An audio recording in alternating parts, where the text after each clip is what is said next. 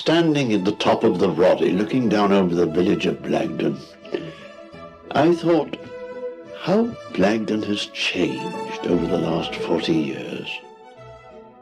The population has remained about the same, 1,200, but whereas most of the population used to be able to find work in the village, either on the Combe Lodge estate or for the Bristol Waterworks, nowadays there's very little work here. Blagdon has become a commuter village. Well, let's take a short tour of the village and you'll be able to see how some of the houses and the landmarks have changed over the years. And also meet some true Blagdonians on the way who'll be able to tell us about life in the old days. Here at the top of the Roddy is the Mendip Hotel. Very different from the days when it was built and operated as the Mendip Bungalow Hotel. Now, it's no longer an hotel, but it's used as a conference centre and an extension for the Further Staff Education College. Let me take you on a day tour along Street End Lane. Now here you can see a couple of the most admired people in the village, Ruth and Keith Weaver, delivering milk from their Mendip herd of Guernsey cattle. Now Ruth and Keith could be depended upon to deliver the milk whatever the weather. And you can certainly get some very bad winters on Mendip. But no matter how deep the snow, on tractor or sledge, Ruth and Keith can be relied upon to deliver their milk and cream. This old cottage, known to you now as Stony Batch, once belonged to that well-known character Tommy Ball, a bachelor who kept rabbits and goats and hens with him for company in the house.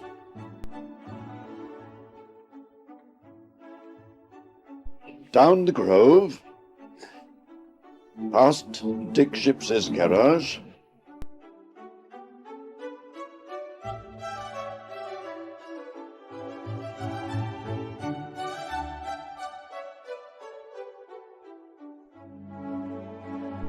to the Bath Road, where we meet Mr. Donald Cole, a true old Blagdonian, whose father was the village baker for many years, starting business first in Gilcombe House, and then later at Little Acorns.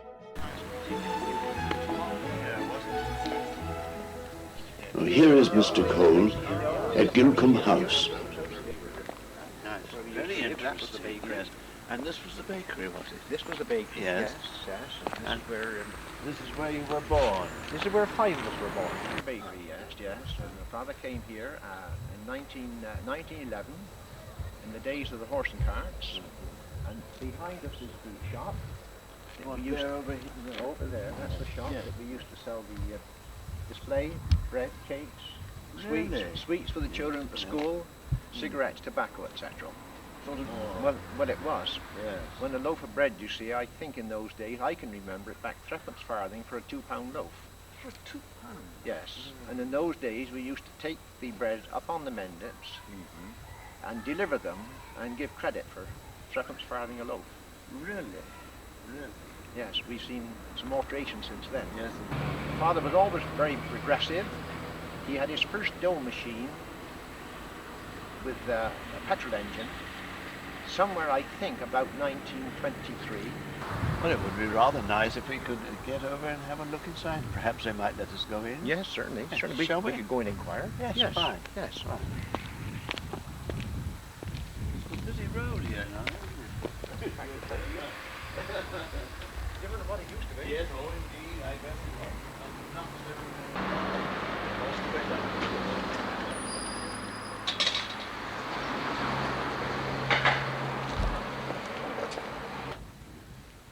Hello. Did you ring the bell? Yes, no, we don't. Come in anyway. That's great. And how are you? Come on, then. That's right. Right, points of interest in the house are firstly this arch here, which is known technically as a three-point arch, and dates the house to about 1530. We tell American friends that this house was lived in about 100 years before the sail, the boat, the Mayflower. Oh, the Mayflower. Before the Yes. Mayflower sail, Yes. this house had been occupied for about 100 years. And that sort of slots it into their thinking, and they know that it must be a pretty old house. And a lovely, lovely fireplace here too. This fireplace, we're not sure about the origin of it, but the sides here, we're told on good authority, that these are not made of local stone and that they've been brought here from somewhere else. We think it's possible that they've been at some time a henge stone, this one, and there's another one on the other side, but this one is absolutely the better quality. That's interesting too. Now, on the bottom of this is just the remains of the Tudor foot. And the Tudor foot appears on everything which is genuine of this particular period. You'll see something similar on the end of the beams. That is the, it's not called a foot in that case. I can't tell you what the architectural name for that is, but it's a similar little scroll. Yes, well. Was this as it was, Donald, in your day? I expect some changes, wasn't there? Oh yes, yes. When we were here, this was completely covered in. We had the fireplace, would be just about this width, just an ordinary fireplace with a mantelpiece a mantel shelf along the top of it. Everything was completely covered in, and the wall was just, well, distempered. Yes. And what about the sides of the walls here? Oh, it's all built in. This, I everything see. was built in. We just had the fireplace in here. The fireplace would stand back a little bit. Yes. It must have been built not right back against the back, because it wasn't let back into the fire. The front of the fireplace come level with the wall. And what happened And just to an the ordinary- soot and the cleaning? And, We used to get the chimney swept about, it was once a year regularly, the chimney sweep used to come in and, Yes. and sweep it. But down the side, we're certain, must have been empty because it was filled up with soot. We know that because towards the end of each winter, those two walls would remain hot all the time. I was going to say you get a certain amount of heat from Yes, from them, the yes. soot. Yes. Right. And may we go through? Yes, certainly. Now, Interesting will be. this, we think, is an interesting part of the house.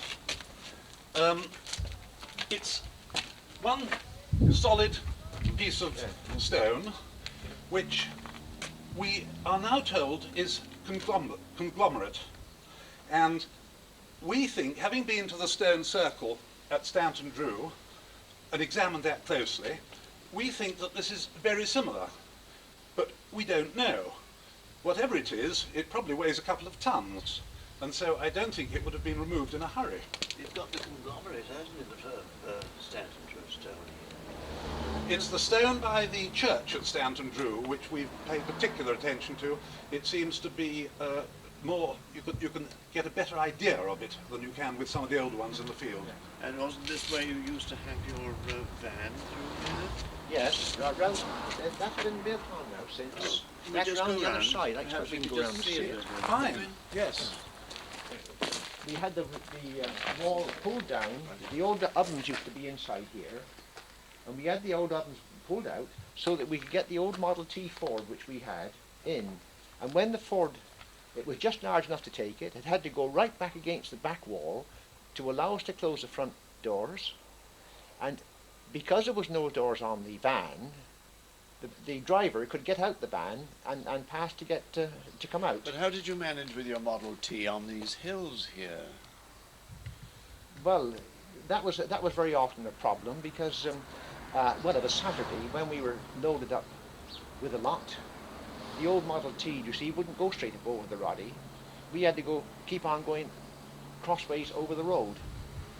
There's 2 or 3 lay-bys up there. There's a lane. First of all, there was Lyons' garage. Yes. If we can get up past there, run her back into his garage to get another start, up to the next lane, run back into the lane, and then on again up, back into the quarry, Do you think you could show me that, perhaps? Yes, certainly. May I certainly just we will. ask one thing? I believe you said that your father was a very go-ahead man. Yes. And besides having the first steam oven for miles around, Yes. he also had the first T-model commercial vehicle He had in the district. In the district, that's right. Yes, yes. He did, and that was, I believe, about 1914. He was the first one to have it for retail delivery. And of course brakes weren't the same then as they are now, are they? No, certainly they weren't, because you only had just the narrow brakes, the brake shoes on the back wheel, but of course they would never hold. You see? Right. Donald Cole kept the village stores for many years, delivering groceries to families not only in the village but in remote farms up on the Mendips, as well as at Blagdon and Nympnet, and like the weavers and their milk. The Cole family always delivered the bread and groceries, whatever the weather. And there's no doubt that there are many times when they provided a lifeline to their customers, giving us a service that we shall not see again. You used to come down this path, did you? No, we didn't come down this path. We came down the path now. It's rather overgrown. You can see the gate up to the field up the Ah, front here. yes. And then walk down to the well here. Yes. And that would take us back up to the main road, and walk along the main road. And this is Timswell or Timswell? Yes. Yes, Perhaps we could try and have a look at it. yes, this is Timswell, where we used to come down to draw the water for the dough making and all the bakery use. But it says not for drinking. This is the only water we had to use when there was a real water shortage. Really? And we used to walk down for the fields and draw it from here. There was no tap here then in those days. No. It was a pipe coming out, and it was running continuous. All we used to have to do was put our buckets or Yes, or they do whatever. say it never dried up this way. I've never known it dry. Well, Never. I say, really. And the majority of the village had to come down here for their water. It's the only water we had. Did you carry it in buckets, did you? Used to carry it in buckets with the yokes Or on the shoulders? on the shoulders. Ah, of course, yes. we were only lads at the time then, so we had to do the chains up. My goodness, quite a walk for you. It was quite a walk, and we had to do it several journeys after coming from school. Every evening we had to do it until we had the water back in the taps again. My goodness. Hello. Thank you very much. There's several people passed us this afternoon. Going back years ago, I would know everyone that came down here. Yeah. I know there's only one that's gone by that I've known this Well, afternoon. well, yes. Time like an ever-rolling stream. Yeah, it does roll on down, yes. Yes, indeed. Yes. It's surprising how quickly you can lose touch. I'm sure. I've only been gone 12 years. And yet, as I say, there's so few people now I know. Yes. But you have your memories, haven't you? Oh, there, we shall always have those, yes. Oh, yes. Yes, Very yes. nice. Oh, we've got a visitor, look. Yes. He's come to see what's going on. Oh, I thought perhaps he was coming to see Timswell. Yeah. You've got a magnificent view here, haven't you? Yes. Now, is that the only well there? No. There is supposed to be a spring that runs underneath the churchyard down to Spring Cottage. Yes. And Spring Cottage is the top of Park Batch. Mm-hmm. Some people would never go there because they had the thought that it was coming from the churchyard. Oh, I see. We always fetched yeah. ours, you see, for use from Timswell because it was nearer for us, except from the bakery. Sounds like a superstition. It may be, I don't know, I don't know, but of course, Spring Cottage is right below the churchyard, so it And is. of course you get a like- lovely view of the church tower from here, don't you? Yes. Yeah. Oh yes, you can see a ways from here. My word, you can. Another true old Blagdonian is Mr. George Wilson. Here we are at St. Andrew's Church. He tells me that records going back to the 14th century show that since 1317 there have been 36 rectors. The present incumbent being the Reverend Charles Hadley, who came here in 1982. I suppose our church's greatest claim to fame is the hymn Rock of Ages, written by a curate at Blagdon, the Reverend Augustus Toplady, whilst sheltering from the rain in a cleft of rock in Burrington Combe.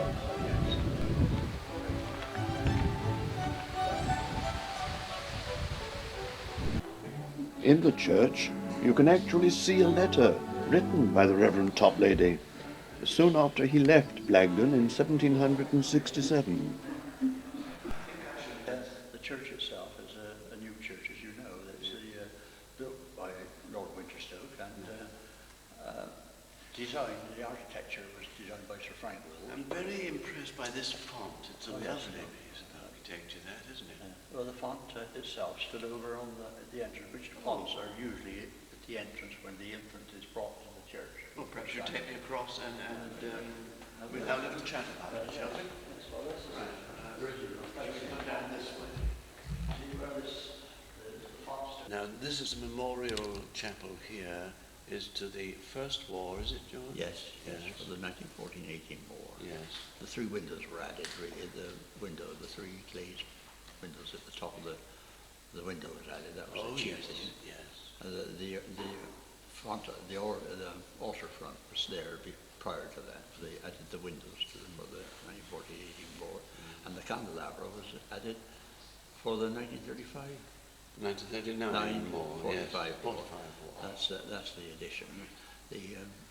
Another embellishment that I've seen is shall I say, the organ with the screen, as we see the screen across here. Yeah. Over there, the screen, and the rood above is to Sir George and Sir Vernon Wills. Oh, yes. Memorial to them. Of course, yes.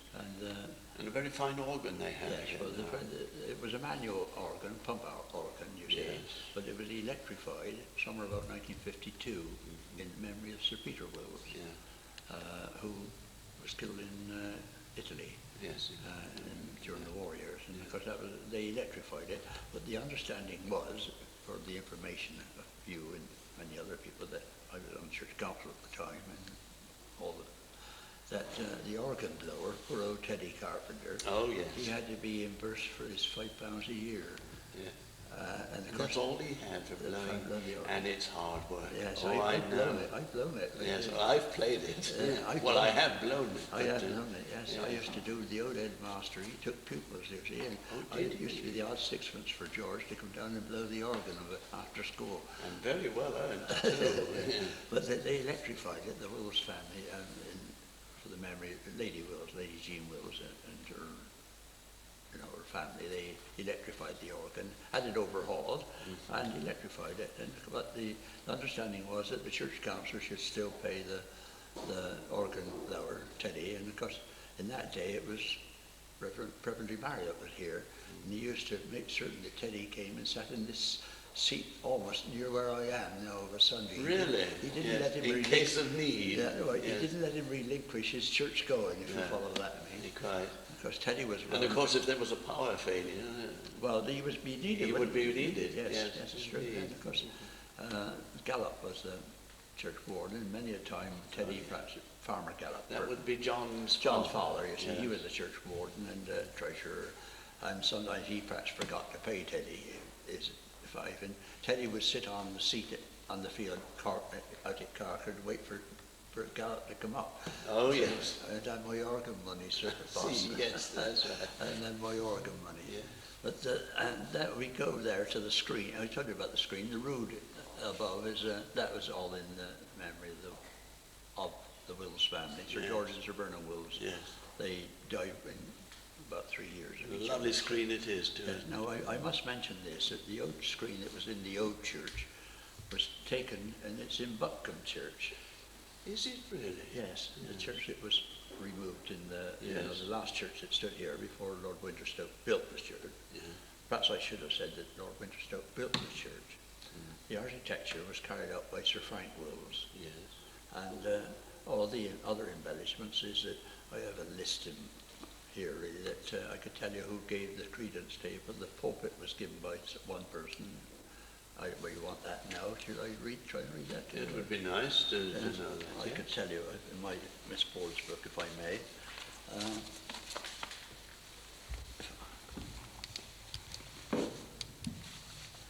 The different benefactors that gave the different parts. When this church was built, it was consecrated incidentally on October the 12th or 9th.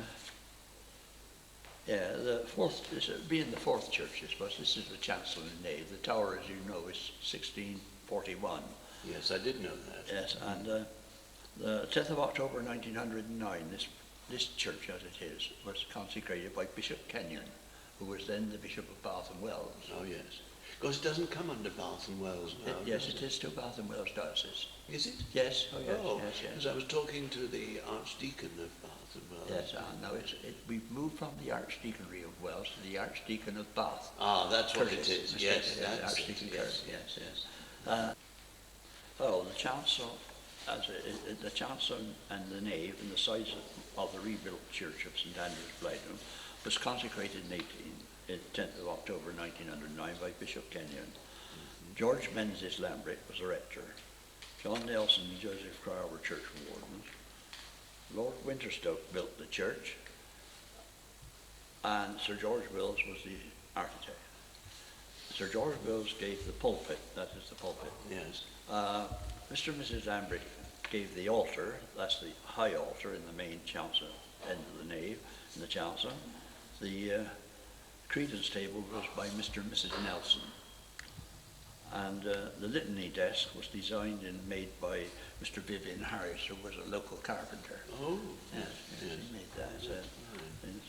And that was when the church was consecrated in Quairboy. they have a very fine set of bell ringers too now, haven't they? Yes, they've got a young band. It's a young band that's starting. I remember the days when, you see, there's been many captains in my time. Frank Ford, I think, was the first captain I knew, who was, I'm doing a little bit of writing up in the parish magazine that will cover Frank Ford a little bit. He was a chorister here, and he used to come in and chime the bells on Easter Sunday. In the tower, there's 8 ringing bells and then 1 for an octave. You're a music man. Yes, I have a little music. Well, the 9th bell gives the octave in the chiming that way. So I'm not very musical, so you can realize that. The 9th bell is not rung, but that is the one that is rung as the minute bell. And I would presume that years ago, when they had a clock here, that was a clapper on that chimed out the hours of the clock, the date. But inside of here is where the organ blower used to stand. Pump the angle up and down in there. Oh yes, with a little marker, I suppose. That's right. There was a little bobbin that came up and down as the organ needed blowing. The little bobbin slid up and down, and when it was you had to keep it up to there. Then when the air was going out the bellows, then it pumped like the down. Yes, the greater the sound, of course, the quicker you had to pump. If you put out all the trumpet sounds on the organ stops, then the air just evaporated. Yes. I should think you dreaded the trumpets. Yes. Is that a bird there? That's a rook. A rook. Underneath that? Lambert? Yeah, underneath that. Well, why should that be? Well, the point is that the old rectory where it stands today, there was an avenue of trees where there was a rookery. Yeah. And from time to time, the odd young rook would fall out the nest. And President Lambert, as he was then, he took it one and reared it. And it became quite tame. It lived in the house. They used to sit on his shoulder and walk to church with him. And, no. And he, it was always quite a legendary thing with this rook, I forget its name now, they had a pet name for it, would fly around in the house, and it would, every time the cook put a roll of butter or put anything silver on they were small and things, he'd whip that off and take it up onto the kitchen. Oh, like a magpie. Like a magpie. Yes, indeed. Yes, that's very interesting. Very interesting. Right, well now let's go along here. George also told me a great deal about his school days. Certainly these days have changed now. Not many schools today have a school bell, as ours did, to tell the village and the children that it was time for school, or time for play, or lunch, or time even to go home. Anyhow, it's very nice to still have the bell, and in its original tower, too. The bell was last rung in 1973, when Mr. Bax was headmaster. I understand that it was considered a great privilege to be allowed to pull the bell rope. And did you say 1809 that this school? No, 1894 when this enlargement took They were in the enlargement. When was the school, 1842. 42. Yes, 1842. Yes. And I bet you've noticed some alterations now. Well, you see, I've seen some alterations since I was here in 1916 to 1925. Yes. How was it then? Well, this room was the same. This was the infants' classroom, and the teacher was a Miss Pryor, Oh, yes. a well-known family in the village, and the headmaster, Was that Mr. Westbrook? Mr. Westbrook. Ah. Yes. John Westbrook, he came somewhere in the 1880s. And stayed Later on to 1925. Really? Yeah, 24, 25, I believe, it's 25. But Yes. I left a year before he left. Yes. Like, He was a great character, wasn't he? oh yes, I went to, I always visited him when he retired to Hounslow. Oh, did you? Yeah. He was a Kent man from Tunbridge Wells. Yes. He was a great teacher, really. Believer in the 3 R's. Yes, the 3 R's, and the cane was accompanied by him. Oh, yes, yes. I remember you telling me that he had a special place for keeping. Yeah, he used to keep the cane he's taught in the big room at the top of it. That's the room that we came through. Yes, in a high class, high desk. Yes, With like a flap on. Dickensian.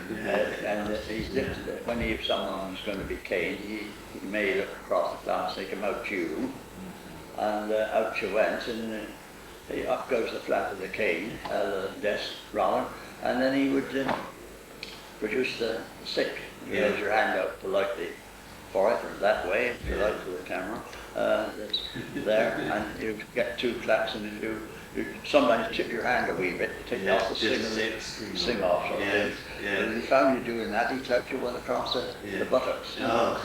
But didn't the children have a method of destroying or hiding the cane? Oh yes, in the big room, where he talked to, there was ventilators, and if we could get to his desk, usually it was locked, but if we could, we'd take the cane out of the desk and whip it down in the big high ventilators that ran up the wall. Oh, that boxed him. So in order to overcome that, he bought an 8-foot length of cane and had it on 2 nails up on the wall. What, higher than so you couldn't reach it? Yes, And when the cane was missing, he would get up and he would cut off another 3-foot length. So he had he always had one. He always had a supply. Yes. It sounds quite a character. Yeah. The actual teaching was he taught the senior staff. Now the senior pupils more than he did, wasn't he? Because he was headmaster. Yes, of course. They wasn't the fact that he always made certain that you learnt the 3 R's. Yes. It's so totally different now. The whole building itself is now, this room is intact as it was. This was the infant's room. The headmaster taught in the very small room, which was one big room there. And then the bigger room was divided into 2 classes. It was infants, standard 1 and 2, standard 3 and 4, 5 and 6, and 7 and X7 was taught by the headmaster. I see, yes. And I finished up in the X7 one, but Good for you. there was only 4 of us in that, and I'm sorry to say I'm really a survivor now of that 4. Yes. And we weren't really taught. The old man would come in, bring in the daily paper, and this is the type of things as you advanced in his teaching, right? Throw you down, and you'd have to work out the compound interest on the stocks and shares that were going, which you see for an ordinary country school life is almost unknown of, and anything that would, and you were, Yes, but he was a teacher of vision, no? Yes, it's true, yes. And from the fact that you've remembered so much of the things that he taught you, shows the value of his teaching. Well, this is it. I think it is. I don't know whether the present teaching is that thing, but I don't know what the word is, but his life was for his teaching, and wholly his teaching. Yes. And of course, not only was he a headmaster here, he was the orphanage, church orphanage, the Sunday school master. Yes, and of course, education was very much linked with the church in those days, wasn't it? Yes. They are, because the building that's next door to the school, that was built as a mission church when the new church was being rebuilt.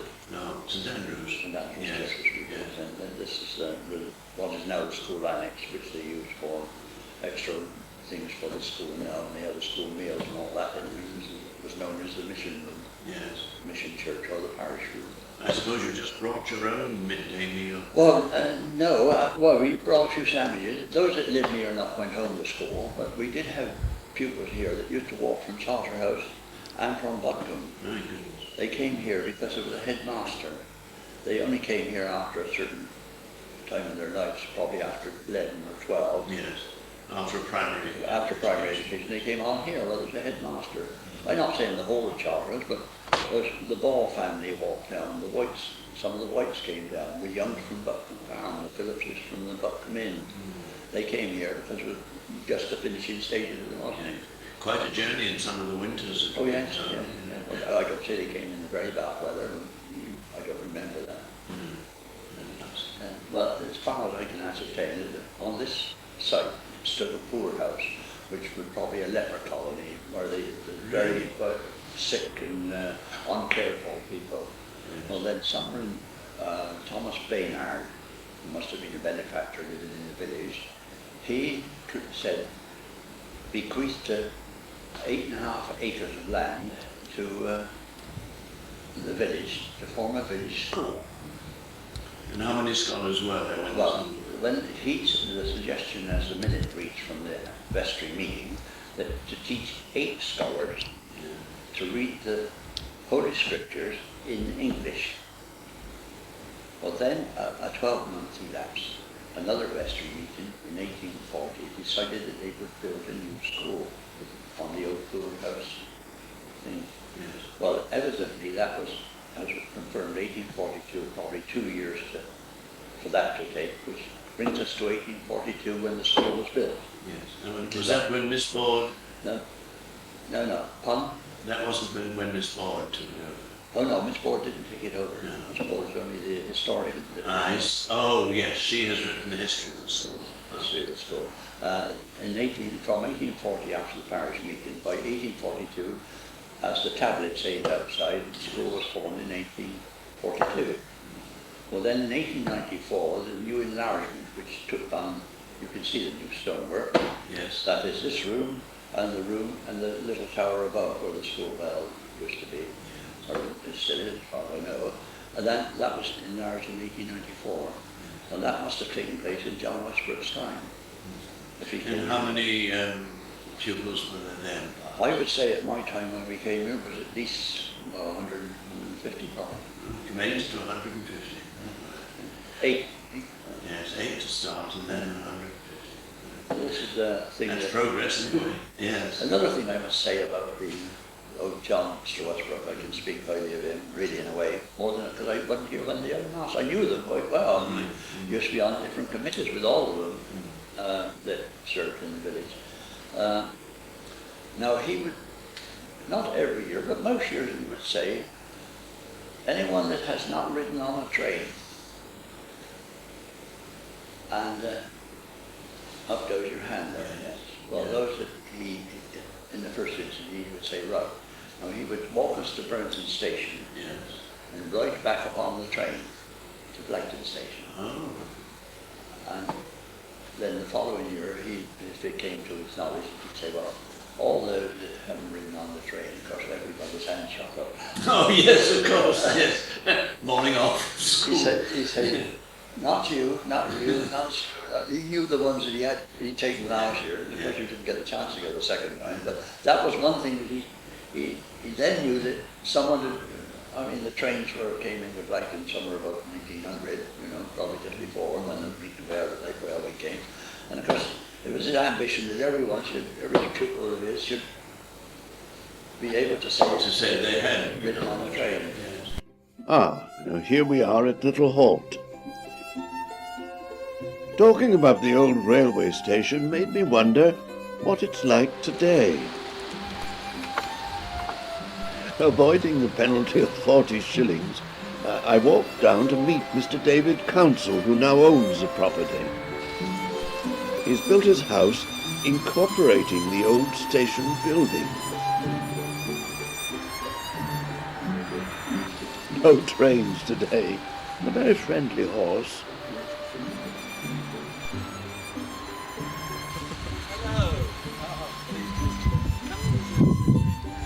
Mr. Counsell very kindly showed me his splendid collection of railway memorabilia.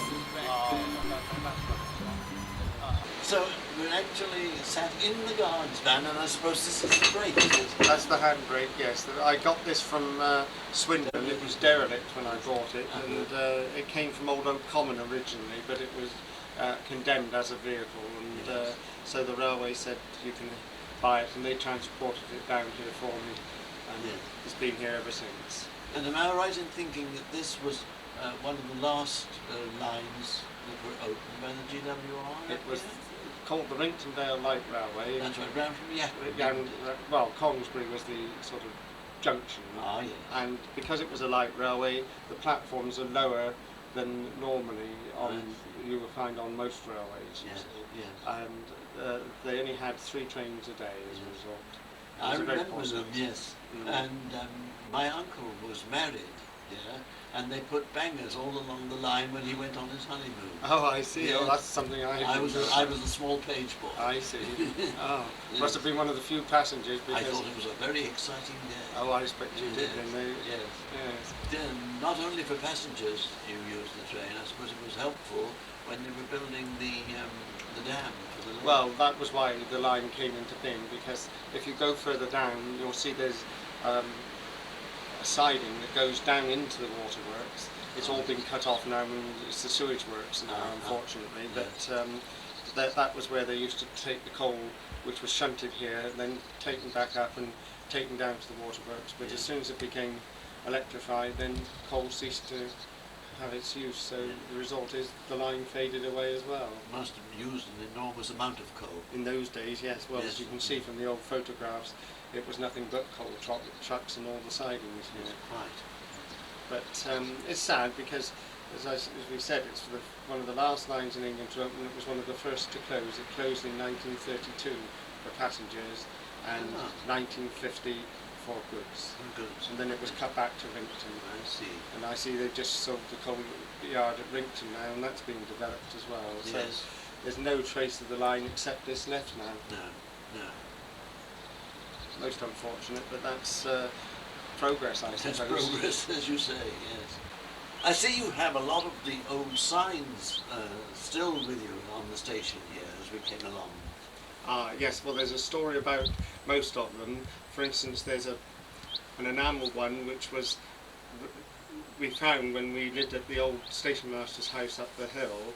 That was in fact the roof of the rabbit hutch, and it's marked now just DWR in the original railway colours. You noticed as you came down there were some street lamps. Yes. I even had a letter once from somebody in Blagdon saying we don't want street lamps in Blagdon when I put the lighting on.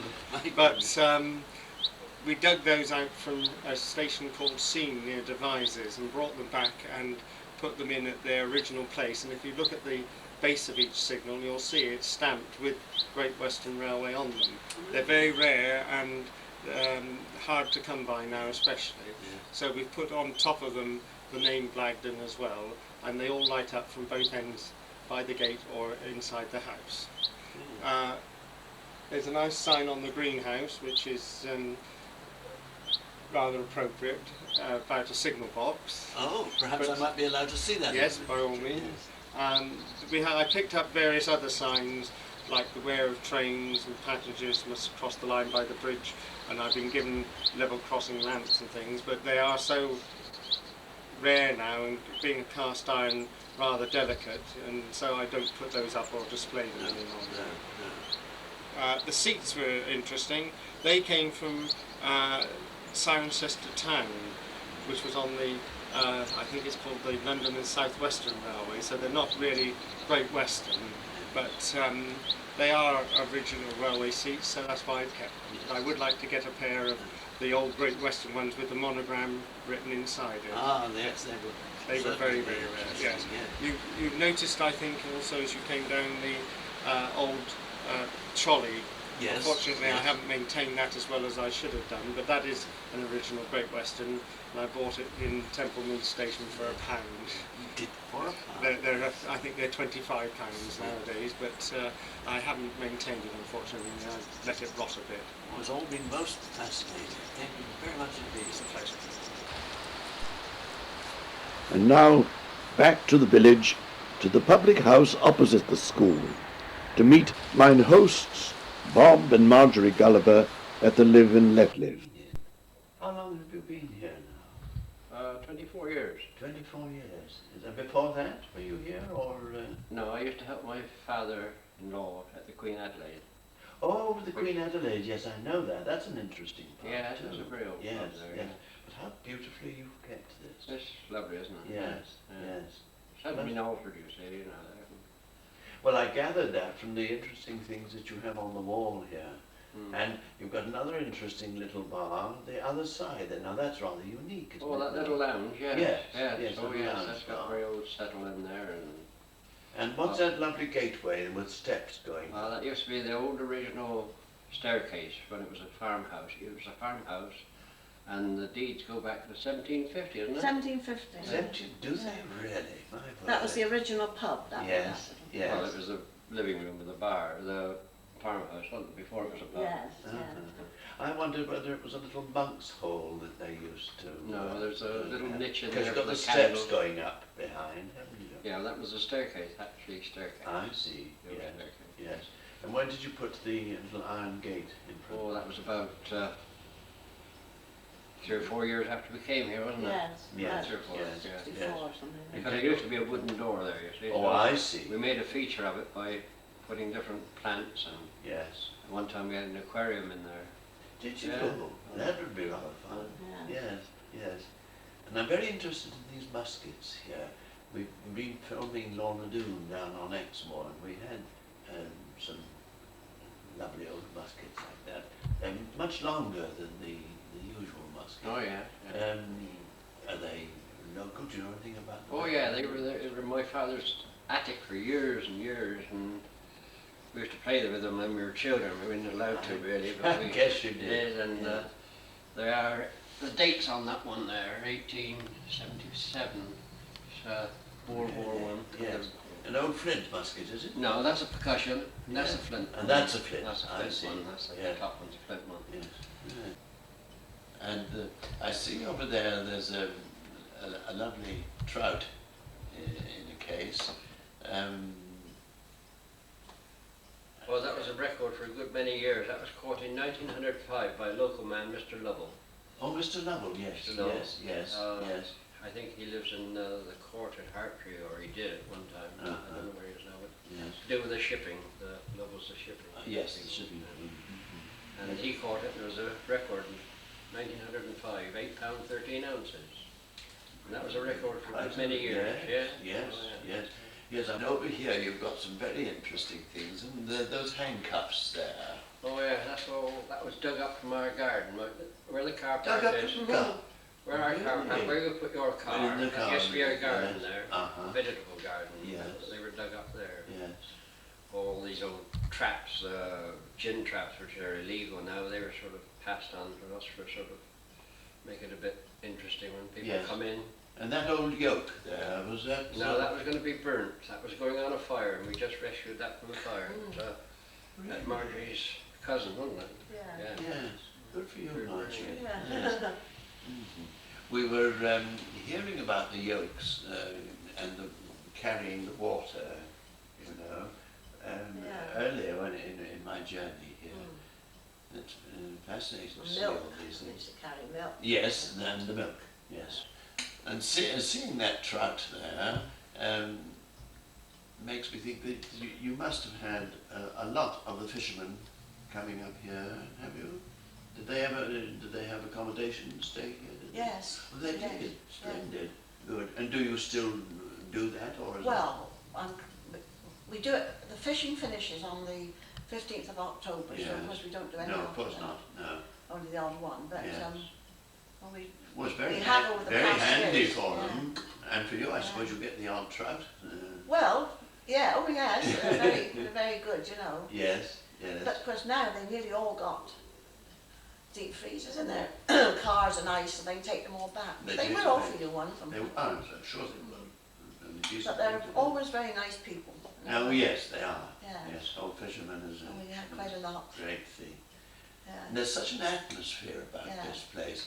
Is there any special historical theme? Well, I think we're haunted. You're not. We are, oh yes, we're haunted, definitely. Tell me all. How did that come? Very Well, friendly he goes, Oh, it's oh, friendly, yes. friendly. Yeah. Yes. But he plays some tricks. Such as? Well, footsteps for one thing. Yes. About 2 months ago, we got some people that come down here, and he always plays up when they come down. And about 2 months ago, They don't like strangers. apparently he didn't. Well, I don't know why this is, but they weren't strangers. They'd been coming for years. But he walked through about the landing, and then he was rattling the doors, Really? and then he moved the table from under the window over there. No. Yeah, When was that? about 2 months ago. Just before, about September. Really? And the So- people in the next room opposite, you know, couldn't make out what all this was going on. They No, heard it. No, no. Ah. Yes. Another funny thing that happens, when I lock up at night, I always go into the toilets, the gents' toilets, the ladies' toilets. Anybody can hide in there, you see. Yes, of course. And I always make sure the water's all turned off. And very often we've been woke up in the middle of the night with the water running fast, and I come down, the tap's being turned on full. No. Absolutely drenched, you know. Goodness. Hot water and cold water. My son-in-law, you know, I should charge him for the power. Yes. Yeah. Your son-in-law, you said? well, yes, he couldn't make out why, my son-in-law as well, he couldn't make out why the taps was turned on, but of course we're used to this. We hear these footsteps And going it doesn't worry you downstairs. at all? Just like living with Oh yeah, we sort of live with it. Yes. Yeah. No, it doesn't, Has the ghost got a name? all sorts, No, we haven't given it a name. No. all sorts of funny things happen about, a month ago, I suppose, I was reading in bed. I read quite a lot, you know. Yes. And suddenly something hit me there, bang, just like a catapult. It knocked me out of bed anyway, right over. And Bob didn't hear a thing, and there was no mark there. But I mean, I you know, you witnessed it, didn't you? God bless me. Yeah. And these footsteps, we hear them quite Yes, often. yes. We've gone up there, you know, wondering who's, About. yeah. Yeah, we were sat down here one evening and we were just going to bed, weren't we? Yeah. And I said, we got anybody staying here? Marjorie said, no, we got nobody staying here. I said, well, there's somebody upstairs because you can hear them walking about in here, you know, anybody about. Of course, yeah. So I said, we'll have to go up and have a look. Somebody might have slipped up through the stairway. Yeah. We went through all the bedrooms, every bedroom, and we could hear it walking from one room to another upstairs down here because it was quiet at night, no noise, nobody here.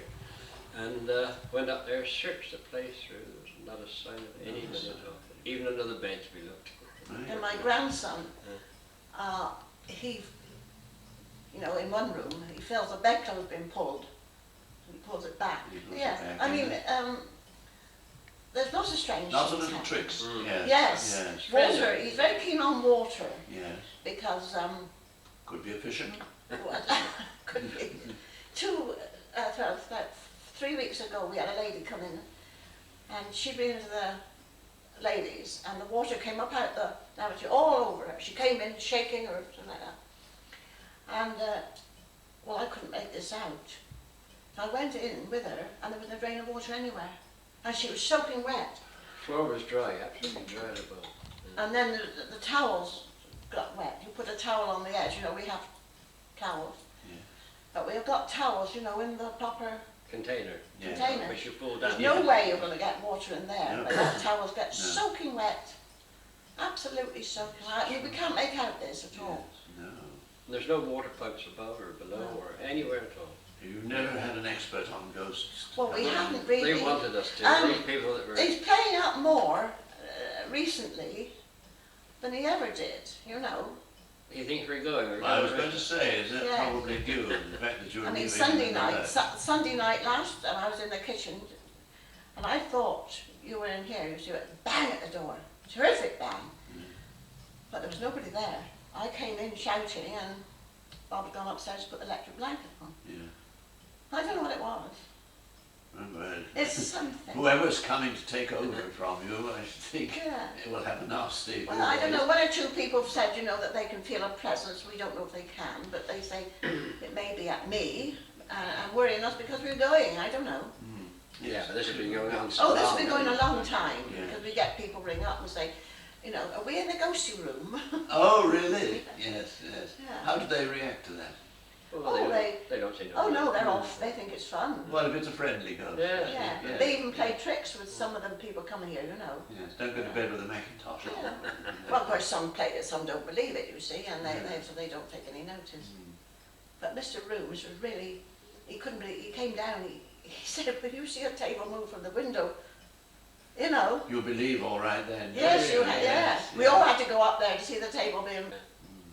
Well, there's some people suggested that someone was drowned around here because there used to be 4 wells on this property.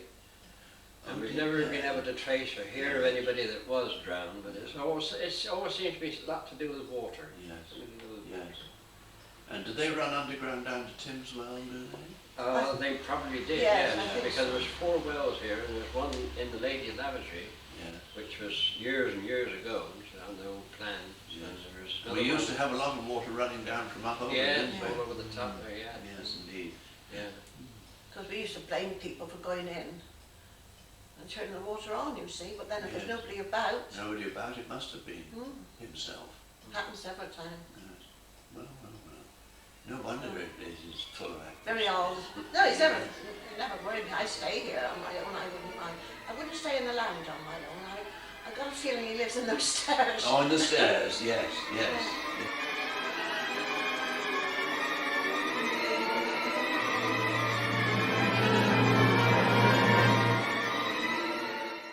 This is the view of the cottage next to the Live and Let Live, before there was need of a car park.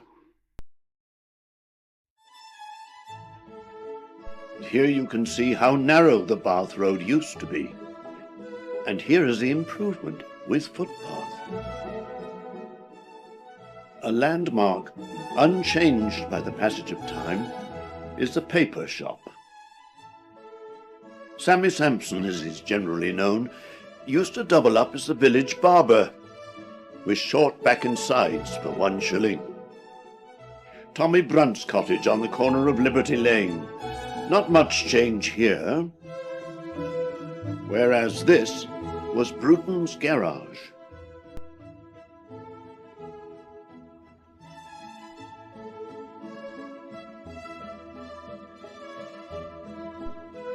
Where now stands the 5 houses of Terrace Mead.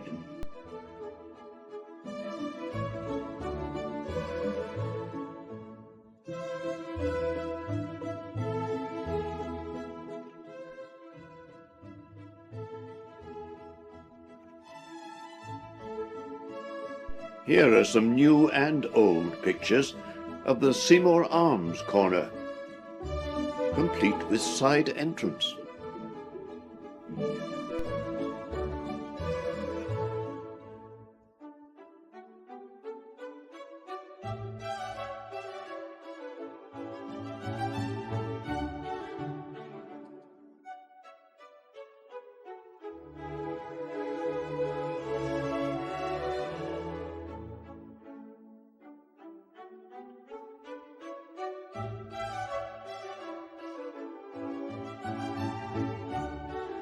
You will see here that Glen Sheen used to be a guest house.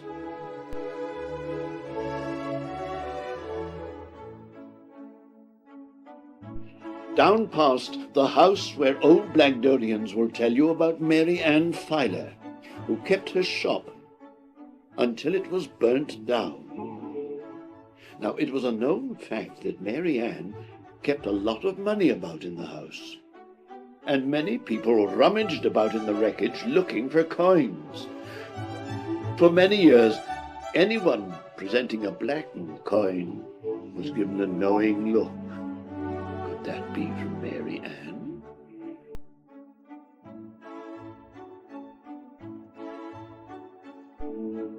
Archie Harris lived here, well known for his attractive bird tables. a business he started, was landlord of the Queen Adelaide. Now we come to the village stores, and my good friend Donald Cole's at work. Now these pictures show the stores over many years and several owners.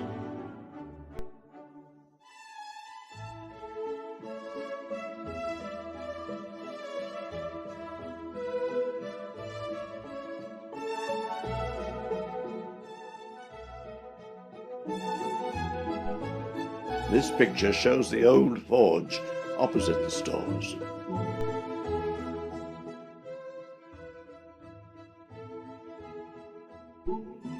George House still bears the mark of its former life as one of Blagdon's 5 public houses.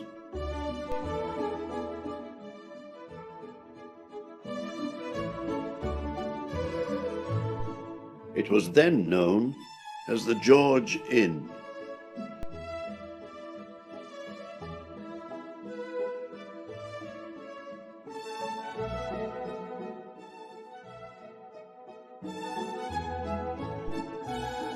Lakeview used to be the offices for Combe Lodge Estate.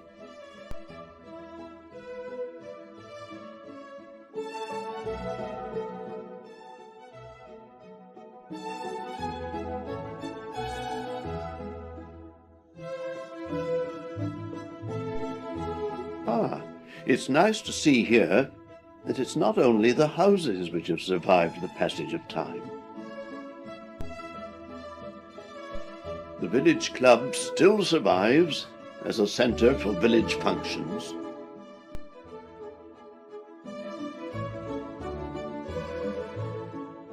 The fire brigade was originally based at Combe Lodge.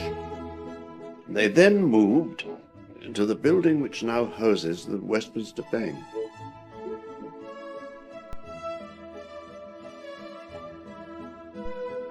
But today, their home is the purpose-built station below the village club.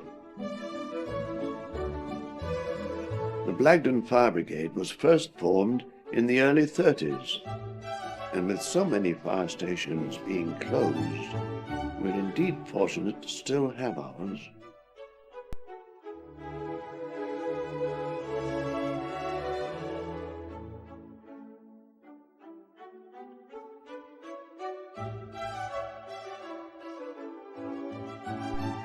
Village cobbler, Chum Ash, especially remembered for all his sporting activities. Now the shop is run by Mr. Andrew Addicott, who's been such a help to us in kindly supplying the still photographs of old Blagdon for comparison with those of today.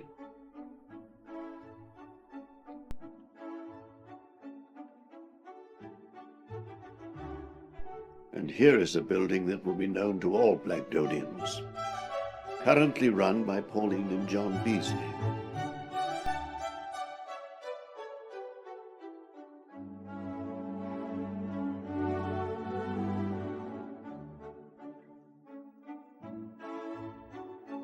Highfields. This house became a branch of the East Hartree Cooperative Society. Now, once again, a private dwelling. Here was Marsh's garage, carriers, coal merchants, cattle hauliers, once employing 14 men. And where this little shop once stood, there is now an empty space.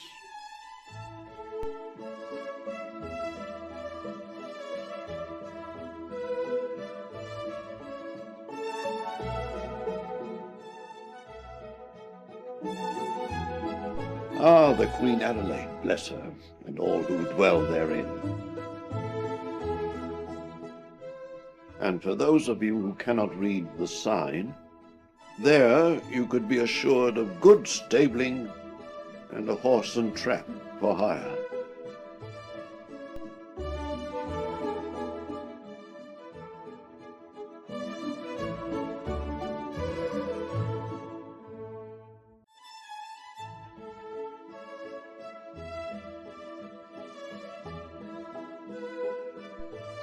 and leaving the Queen Adelaide, we go down the road to Combe Lodge, now a further education staff college. Sir John and Lady Wills moved to another of Wills's family properties at nearby Langford Court, leasing the house to the College of Education, but they still manage the estate and the farms. The estate is now very different to what it was in 1945-50, when it provided much employment for people from the villages.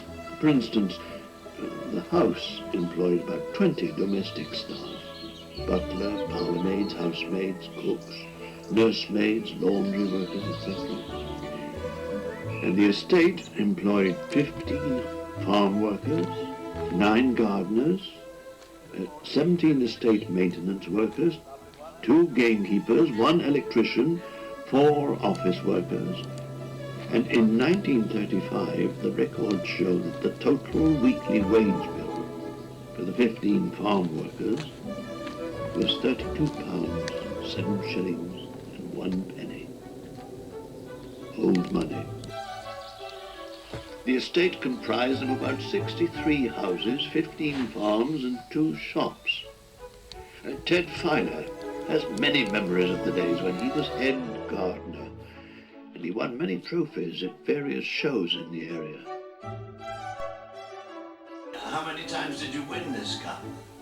5 times, you see, then it became the property of his own, you see. What, 5 times in succession? In succession, you Yes. see. Aye.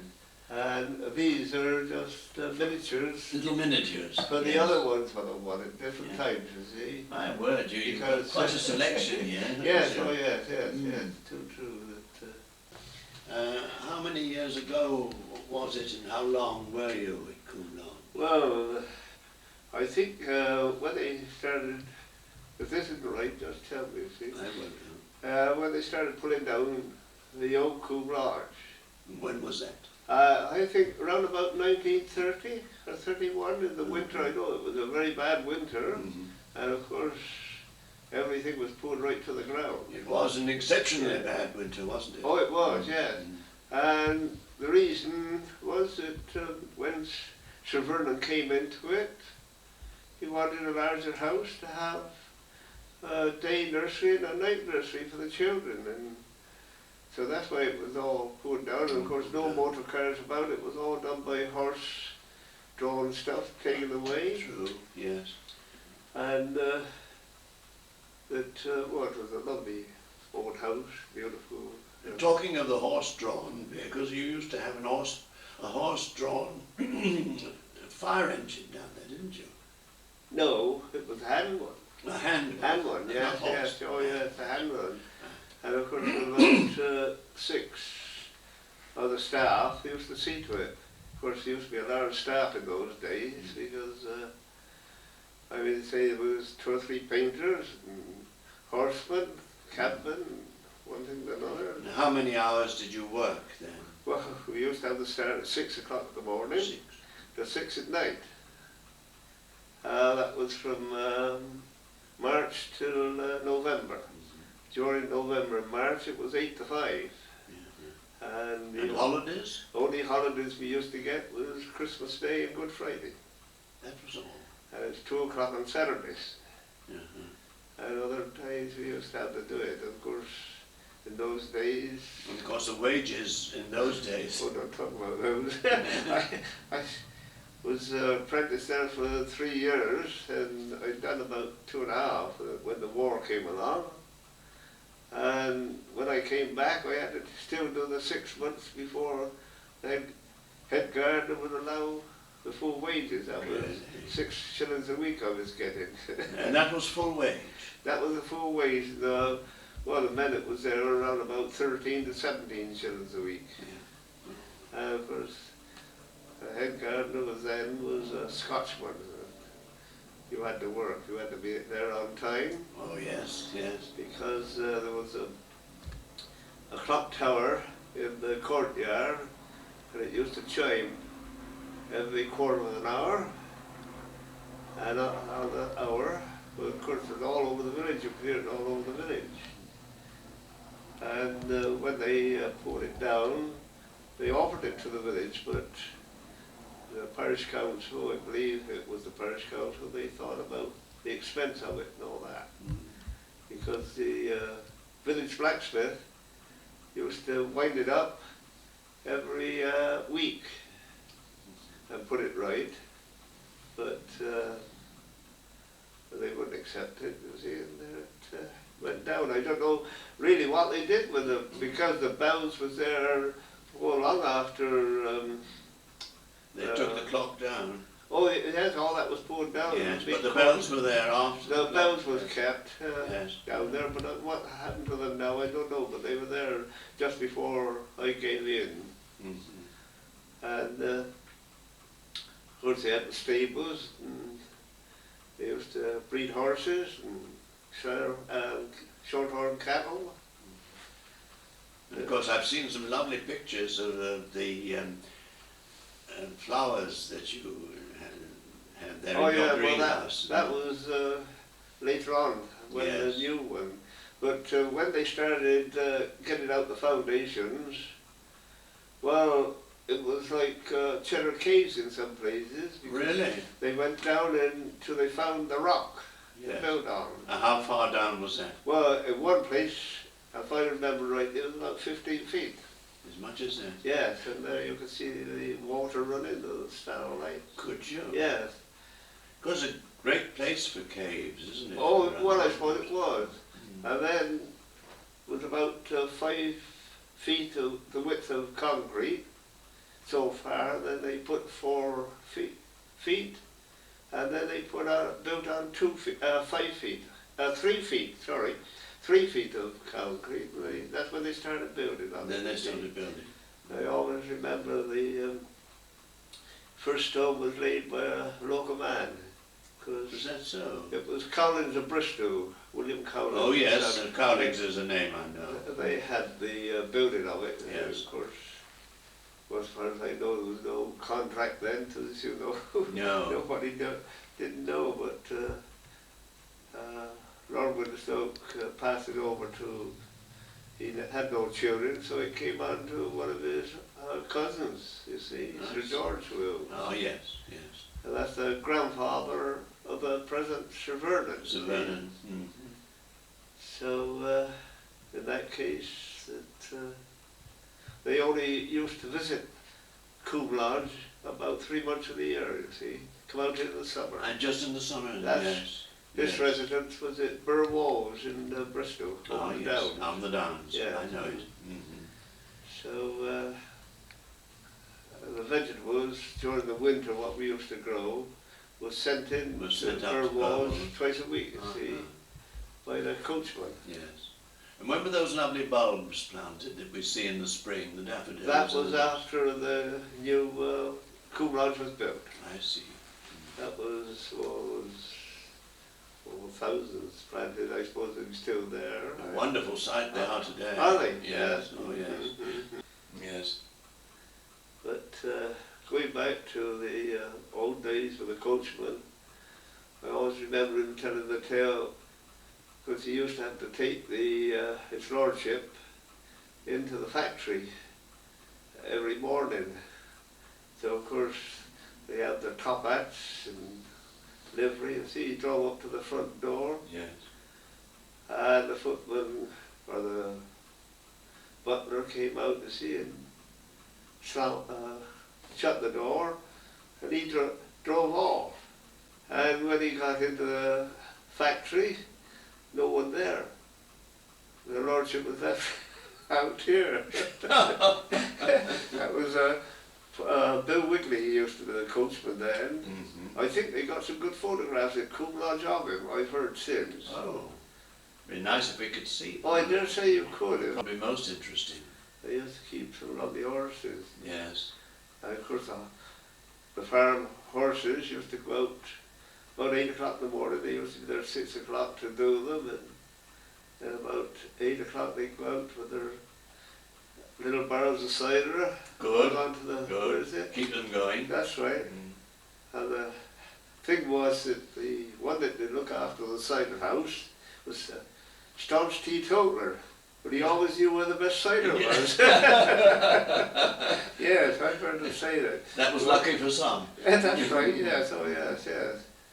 And of course when the war came, and after that, of course, the staff was cut down, and that upset things a bit.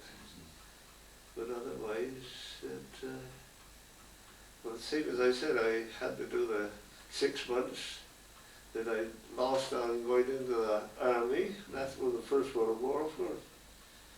And then I got more wages, which which was about £2.50 or something like that. But, I suppose that was a lot of money in those days. I suppose it was, yes, Yes. Of course, they used to make their own electricity in those days Did they? because they, with the lodge, the bottom of the... That's at the bottom of the drive. That's right, that was all lit up. Of course, the gates there now are wrought iron. Yes. Well, before they was in wood. Uh-huh. And they were varnished about twice a year. You see, and of course they had the lights on the top, and when the person in the lodge used to have to undo the gates when His Lordship came in, till the motor car came out, and then of course we had... and everything was different. Oh, of course it was. Yeah. And of course electricity came about, and Quite. that had to be done away with, but that was just the same as the water supply. You see, they had their own water supply. They used to pump it up from Bourne. Did they really? And they had a big tank Uh-huh. up above, you see. Have you any pictures when you were head gardener at Combe Lodge that perhaps we Well, might... I've got some of the glass houses with some of the plants in. Would you Might like I to see them? Yes, Oh, certainly. splendid, really. Yes. Ah, thank you.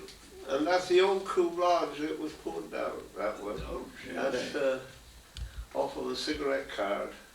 My word. And the John Blairs used to issue them in the packets of cigarettes. you Ah, see. yes, the great houses That's of right, England. yes, oh yes, yes. But unfortunately, I forgot to say that Sir Vernon never saw the house after the roof was on. Did he not? No, he always used to come up every weekend to see how things were going on. He used to come down to the houses, have a chat with us. And he dropped his wife and family at the residence because he lived at Langford Court in those days. I know Langford Court, yes. And he put the car away and come back and collapsed in the north. So he never saw the end of it, see? And that's why Her Ladyship had to curtail the drive and all that, because I think it was supposed to come around to a letter S down to the garage, you see, so the cars could come right down. Oh, I see, That's yes. why that other road, because that road was never there, you see. I see. Because you had a small avenue to go up through. Say, some splendid blooms you had here, didn't Yes, you? yes. That's where all the cups come from. You see the prizes. Oh, these cups here. That's right. Yes. Yes. Oh, yes. Well, yes, well. yes. Well, judging from these photographs, they were well and truly Well, of course. earned. They're Just a bit of luck in those days. Splendid Yes, blooms, yes, aren't yes, they? yes, yes. Yes, I'm quite proud of those. I should think so. Yeah, yeah. Yes, rightly so. Well, thank you very much. Thank you. That's Thank you fine. very much. Yeah. Oh. Well done. It was rather a blustery morning when I met Mr. Russell, a lecturer from the college who told me more of the history of Combe Lodge Estate. Well, my friend Colin Turner has looked in the tax records in the Taunton office, which are incomplete, but it would appear that the manor house, it was then called, was built about 1759 or 60, and probably that cedar tree must have been put in about that time. Wonderful trees. Yes, and this aha around here, which would have gone completely around the top of the bank, is certainly originally contemporary with that period. Well, during the 19th century, the owners of Combe Lodge and the Combe itself under the influence of the Romantic movement, planted those wonderful woods that we see along the top of the Combe as we drive through the bottom. But close to the top on the north side, they laid out an ornamental walk so they could just walk along romantically under the trees, but to improve the character of the walk, they built a number of small entrances and follies to go with it. And this one here, now overgrown, is one of the entrances from the gardens of the house itself onto the ornamental walk, built in the Romantic fashion with a nice Gothic arch to enter the walkway. If you come down along here, I'll show you another sort of view along the walk itself.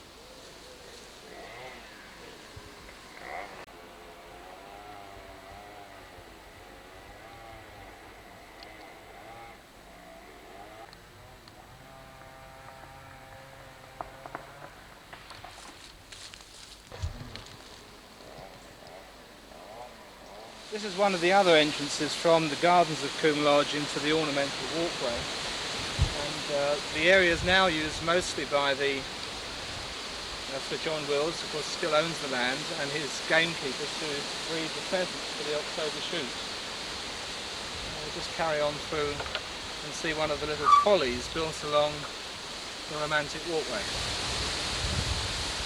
This little octagonal hunting lodge or folly was built for those with a romantic inclination, and clearly is much the same date as the entrance lodge to, or gatekeeper's lodge to the lodge itself, and is full of the Romantic movement's ideas. Originally there was this central chimney stack here, and the whole of the inside was lined with chestnut laths and palings to give it that truly rustic appearance, in a similar fashion to the chestnut palings that can be seen down on the gatekeeper's lodge now. But the stonework is the most interesting, because I believe it to be mostly 13th, 14th, perhaps 15th century original stonework. Most of it seems to have been corbels with bare rafters somewhere else. I don't know where it's been taken from, although I have my own suspicions that a lot of this stonework came from the remodelling of Blagdon Church, and the whole thing dates from that. You just pull away a bit of this ivy and see some of this chestnut paling which would have covered the inside of the stonework originally. It's much overgrown now, and the only thing around here now is the food stores for the pheasants.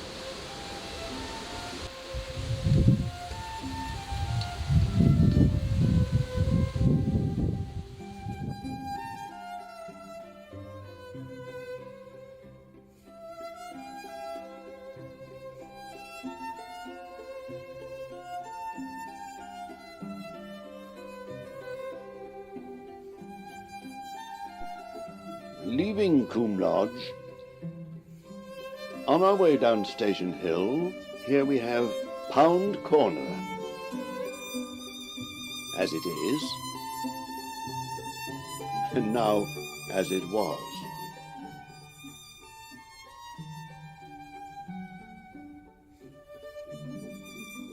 Similarly, we have Bell Square, as it was and as it is, with a lovely view of our church tower. An interesting 14th century cottage is now the home of John Lyons, our village butcher, following in the footsteps of his father, Roy, and his grandfather, Bill. The parts of it, I reckon, certainly went back a lot further than that. It was originally sort of just the old byre, you know, the bottom half, which is now our dining room, was just a cow byre, and then there was just an open cottage, one level, and slowly they built it up, they added bits on, and then somebody else with a bit more money moved in and added another bit on. Incredible, isn't it? So somebody put that on the back, like my family.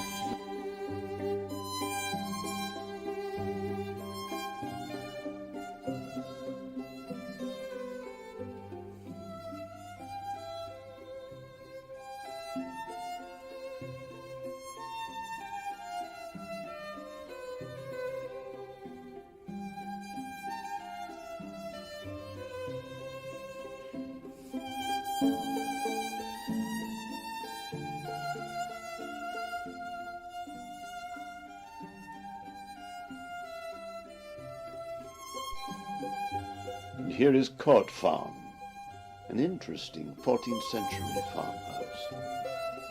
Now, alas, no longer farmed.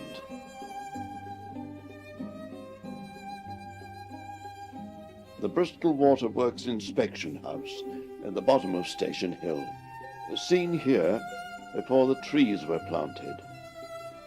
It was built for board meetings and to accommodate directors and their guests during the fishing season.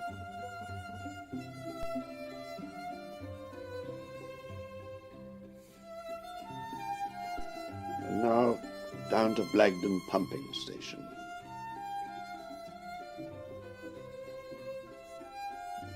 And to tell us how things used to be when the pumps were powered by coal, with me is Mr. Don Clark, who actually worked here when the beam engines were operating.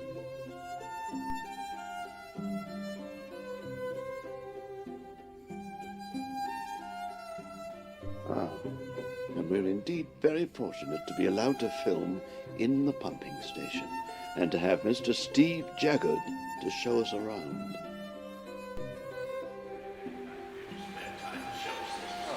My pleasure. May we come straight in? Of course. Yes. Come along, Mr. Clark. I expect you noticed some changes since you were here. How long ago? Oh, sure. 53 years ago. My goodness, yes. There must have been some changes. Oh, sure, yes. Yes. Isn't it a wonderful sight, isn't it? A wonderful sight. Marvelous machinery. Yes, indeed. Took some keeping clean, I bet, didn't it? Oh, it did, yes. Yes, yes. The thing is, it was never let get dirty. Oh, I see. That was the secret. That was the secret, yes. Yes, yes. Is it true that there is a plank horse bridge and a couple of cottages under the lake? No one really knows. It's unfortunate there are no pictures, in fact, that we've been able to trace as a company, which show the valley before the lake was formed. Whether there are any photographs around would be most interesting. Well, what is the history of this bridge station? Well, it was part of the company's development of sources. The Bristol Waterworks Company was formed in 1846 to bring a supply of clean water to Bristol, and sources were developed at Barrowgurney, and then in 1864 the source developed over at Chewton Mendip, where the River Chew was picked up, and an aqueduct took water from there to Barrowgurney for treatment and thence into Bristol. By about 1890 that source was fully utilised, and it was necessary to develop yet another one, and so the company looked to this valley, to the Yeo Valley, and in 1892 there was an Act of Parliament which permitted the company to dam the valley and impound the water in Blagdon Lake. So work began about 1898, 1896, 1898, something like that, and the dam was put in, and the pumping station followed, being completed about 1902. And was the dam where the road now runs across? No, the road ran further to the east. In fact, Dark Lane was once the road downhill. Yes. And then, if you imagine it, winding across the valley and lining up on the route to Blagdon. Yes, yes. Yes, and the road across the dam is in fact, or the top of the dam is a lot wider than was initially planned, because there were many contractual problems in digging the dam. In fact, the trench which it was necessary to dig to make the dam waterproof, so no water could leak under it, that trench is alleged to be 175 feet deep. Good. Yes, and that would have been dug using hand methods and steam shovels and horses. And, That's the work. So for a long time, one of the deepest cut-off trenches in Europe. It was a great undertaking. It was, yes, it was, and quite a magnificent achievement for the turn of the century. A lake which now, forming a lake which now holds nearly 2,000 million gallons of water. Quite a substantial supply. Quite a few nice fish. Yes, indeed. In fact, one of the first waters in the country to be used for trout fishing. Oh, is that so? It was now very common, of course, to use water supply reservoirs for fishing, and it was pioneered here. Yes. And these wonderful wheels and machinery, the weight of them.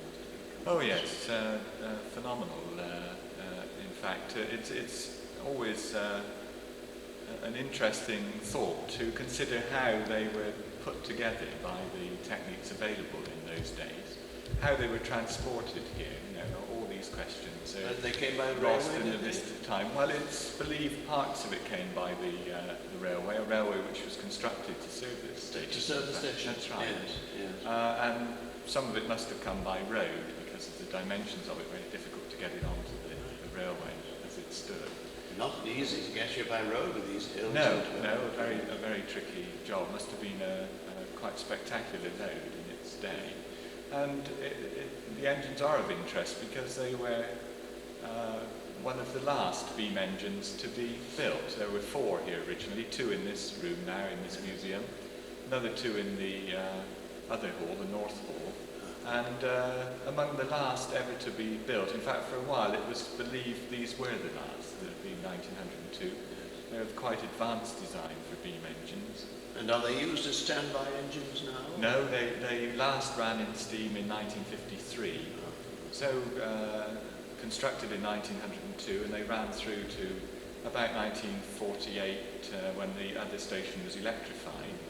And then they were kept available on standby until 1953, and that was the time they were last run up. So there's no possibility of this? No, although this is preserved as an industrial museum, the boilers were taken away soon after the station was finally closed, and all the supporting services are now missing. But it is possible to run one of these engines using an electric motor. So if you'd like me to operate it for you, I'd like to show you it turning. Thank you. How kind. Yes, in fact, it's quite an interesting thought that years ago it took around about 9.5 tons of coal a day to run these engines. That's right. Well, that's some coal. A lot of shoveling. You say it's speeding. And now I suppose it's... Well, there's an electric drive on it now, so now it's just the push of a button. So if you allow me to do that. Yes, thank you very much.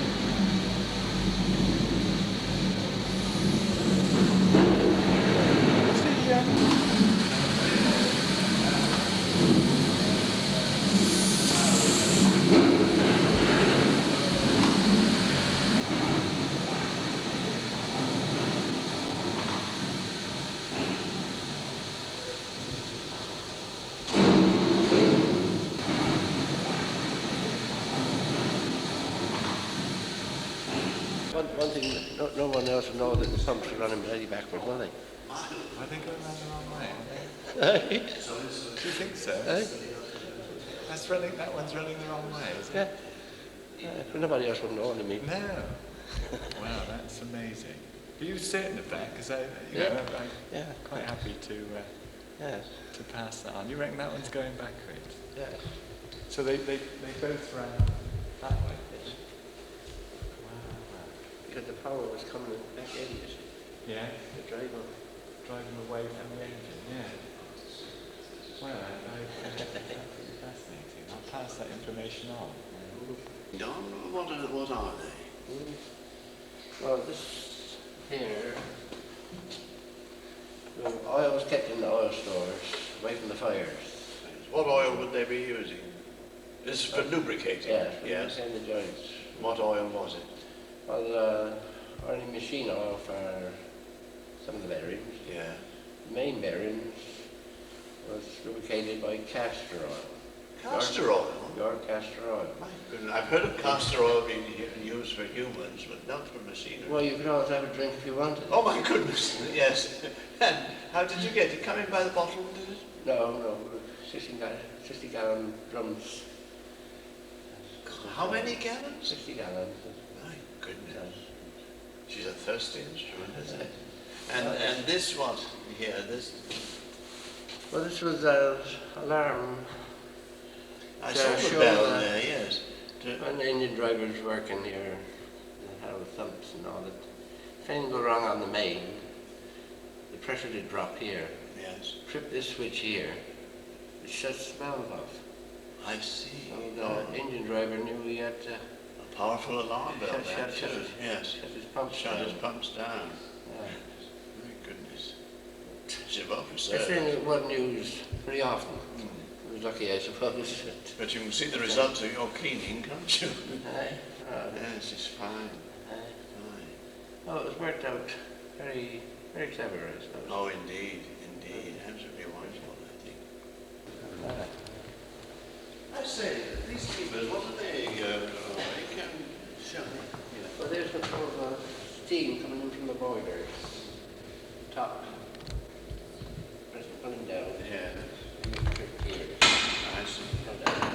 Then let the steam into the top of the cylinders. I see. The other one is the top exhaust. That was to let the exhaust out. Yes. And the same all the way along. This was controlling the speed. This was a what? Controlling the speed. Speed of the pump. I see. And 8 of these levers. Yes. Top and bottom exhaust. That's for the 2 cylinders. Yes.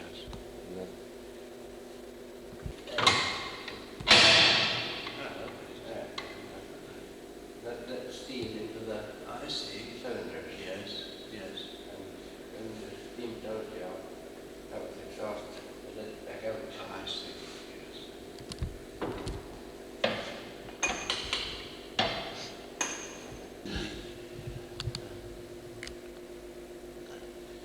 Some splendid bricklaying here, Steve, isn't there? Yes, I understand on that the bricklayers used to walk out from Bristol to work here. Yes. Really? Yes, I've been told. What sort of rate of pay would they got? Well, they get about 6 months now. 6 months. That's fine. Yes. And some magnificent bricklaying, isn't Oh, it? they had to be good. Yeah. They Had to be good. But they wouldn't keep them out. No. All the joints on the whole building. Yes, all and the level standard, is sort of Yes, absolutely lovely. Yes, we the have. pumps had to go in the same time as they was doing the building. Yes, It yes, had of to be spot on. They couldn't alter anything afterwards. No. Yes. Yes, we had calls to do some alteration work on some of the brickwork, and we found that the courses of bricks in this south hall here were exactly level with the courses of bricks in the north hall. Yes. They take that much trouble. Everything has to be right. Yes. Yes. Well, that's craftsmanship. Oh, really, really isn't nice. it? Yes. Yes. Yes. It's a really beautiful building. Solid as the day it was built. Yes. Was it very hot in here when the engines were running? Oh, it did get very hot. But not too noisy, I imagine. Well, it was trouble thumps. You hear much with plunger, hit in the water, to get the foot. Yes.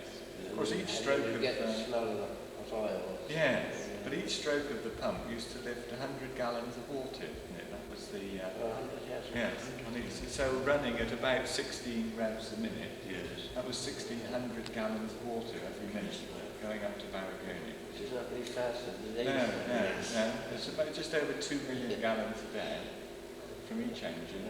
And now the electric pumps in the other hall, each of those can do nearly twice as much as that. I shall never complain if I have to turn my own tap off. There used to be 23 of us. Really, 23. Working here to keep that 7 or 10 stuff in. Yes.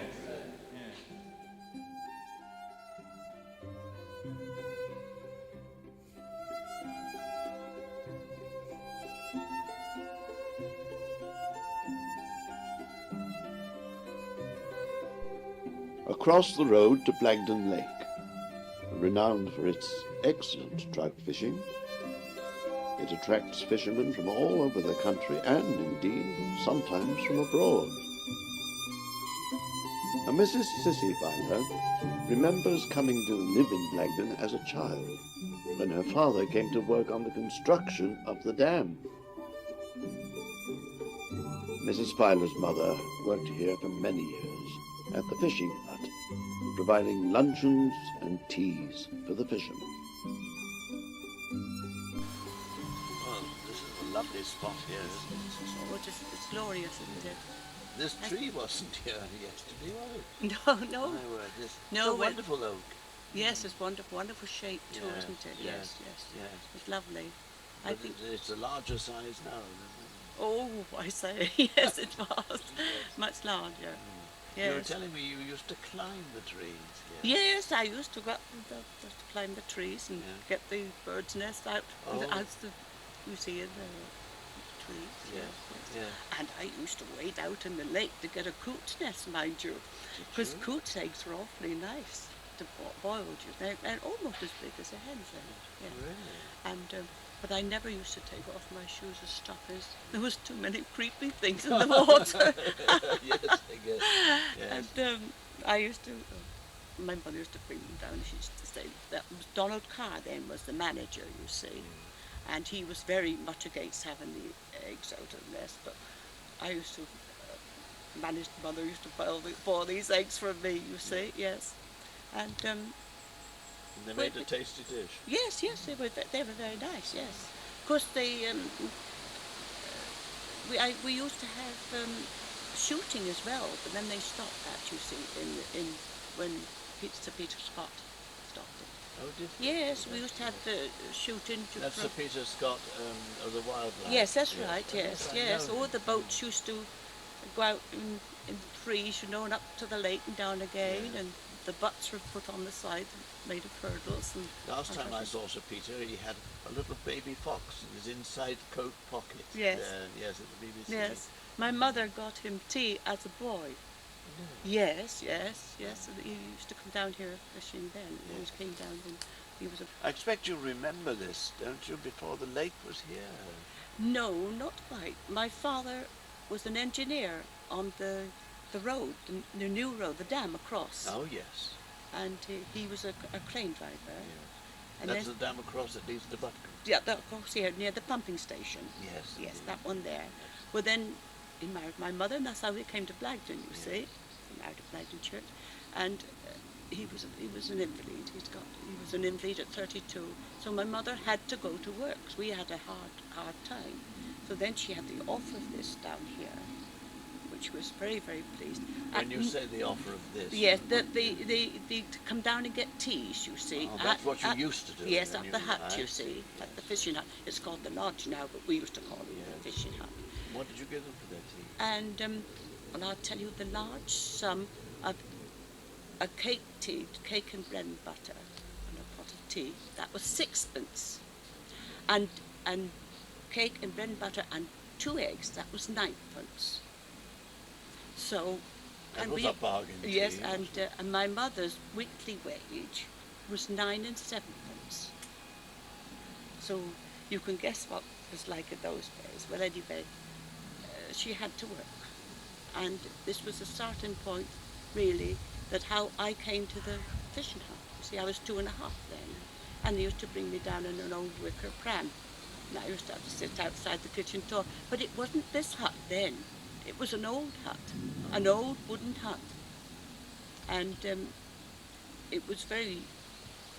Well, the rats used to come up and look at you when you were there quiet on your own. Because the water rats. Yes, 'cause the water rats, yes, the yes. water rats. And it was all an old elaborate range. There was nothing electricity in those days, you see. Well then, this place got built somewhere about 25 or 26. It's a firm of Haywood and Worcesters. Yeah, I know. And they had, to start with, that roof was not patched with heather. With heather. But they found it let the roof water in so badly that they had to tie it. But it was different from what it is now. It was very, the tables were dark oak, and the windows were more old-fashioned windows, but very, very nice. I And, used to have some friends who used to fish here years ago, and they were members of the Crazy Gang. oh yes, yes, I remember those. They used to perform out on the screen sometimes. Really? Yes, you mean Never Never Knox that's and right, Clarice yes, Lane. yes, that's right. And yes. Clarice Lane. They used to stay up on the Mendip Hotel. At the Yes, top, that's I right. remember. And I had the old umbrella they used to act with out here for years. What they used to, and then I'll tell you another one who used to come, Talbot O'Farrell. Oh, the singer. Yes, because they used to go to the Hippodrome, you see, That's right, and then they yes. used to come out here For the week. for the days, relaxation during the day, and they would get their rate. Also Will Fife, yes. Great comedian. I had an offer to go with Will Fife once Really? when I was about 13, Oh, and he wanted to, he told Mother he'd like to educate me, and no, I couldn't go, I had to work. I was scrubbing the step when he asked me, that kitchen step, when he asked me if I'd like to go, you see. So that was young to have an offer. wasn't it? yes, that's right, yes, but then I couldn't go anyway. So then my mother worked till she retired in somewhere, she was 65, and what's that, I forget the date now. 1940 something, I think. Yes, with the late 40s. Yes, I yes, would late think. 40s, yes. But then my sister took over then, you see. But Mother used to still come down. She was 78, but and we'd walk from Street End. Do you know Street End? I do indeed. Right down to the village Yeah. and up again, because there was no cars in All those right, coming days. down, but my Yes. word, going up was a bit of No a fall. cars in them days, you see. And also, we used to have to carry all the provisions down and milk. We used to go in Farmer Gallett's farm, where you're yes, living I now, know. Yes. and get the can of milk. Yes. And also, she used to go in the shops and bring down all these baskets of provisions. And sometimes cook lunches. And we used to cook them at home and I bring see, them and then down, bring them down. because we had nothing here, only this old elaborate range and just a small oven, you see. And boil the kettles. We used to have to fetch water from the inspection house. Do you know the inspection I know house? the inspection house. Because that was the only drinking water we had. But when we were busy, I wouldn't tell everybody this, mind you, when we were busy, Mother used to say, never mind, the lake water's clear. And so you Go used- out, she yes. said, we'd strain it through a drop bit of muslin, boil it up. Boil They it won't know, up, they won't no. know. And the tea was better than ever. Well, So we Really? had no food poison on it, so it was quite all right, you see. Right. But you had to strain it because there was stickerbacks, you see. Oh, stick to that. Right up on tadpoles. Yes, yes, yes. Anyway, so Yeah. then my sister took over, I told you, when my mother died. And she gave it up when she was 58. Well, that was about 25 years ago, 27 years ago, to fluid illness. Well, they stopped teas there. They didn't have any teas at all then. And I did it for 12 months, kept it clean for 12 months. But then I hadn't been down since. So I haven't been down here since. That's the first time that you've been. That's the there first time, and I think well, It must bring great back many memories. Memories, Yes, memories, indeed. yes, Yeah. yes. When I was walking along there, I thought lots of things, you know. Yeah. But then they had the war.